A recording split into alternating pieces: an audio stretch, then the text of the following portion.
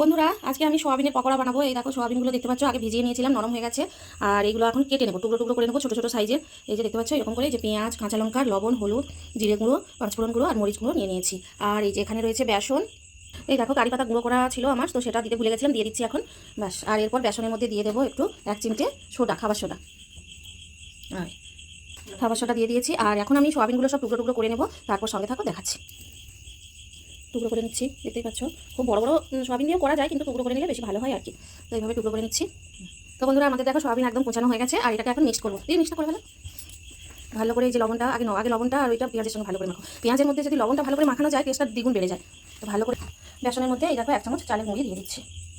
তো দেখো এর মধ্যে সমস্ত সোয়াবিন আর পেঁয়াজ মাখানো সবগুলো দিয়ে দিচ্ছি। এরপর ভালো করে মিক্স করে নেবো, আর পরিমাণ মতো জল দিয়ে মাখিয়ে নেবো। বুঝতে পেরেছো বন্ধুরা? তো মাখিয়ে ফিরছি। এইভাবে ভালো করে মাখাতে হবে। তো প্রথম সোয়াবিনের মধ্যে যে জলটা রয়েছে 5 মিনিট ঢাকা দিয়ে রাখবো। সেইটা ভালো করে ভাজা হয়ে যাবে। চলো, এখানে তেলের গোড়া বসিয়ে দিয়েছি, তেল অলরেডি গরমও হয়ে গেছে। এবার একটা একটা ভাজা করে নিই, তোমরা সঙ্গে থাকো আর দেখতে থাকো। এইভাবে একটা একটা করে তোমরা ভেজে নেবে, এতে ভীষণ ভালো হয় বাড়ি। বন্ধুরা তো পরে ডিপ ফ্রাই করে নেবো, সবগুলো আগে বসিয়ে নেবো। তো এগুলো তো হালকা করে ভেজে তুলে রাখলাম, পরে এগুলো ডিপ ফ্রাই করে নেবো। এখনো তো বন্ধুরা দেখো একদম ডিপ ফ্রাই হয়ে গেছে, কত সুন্দর হয়েছে দেখতেই পাচ্ছ।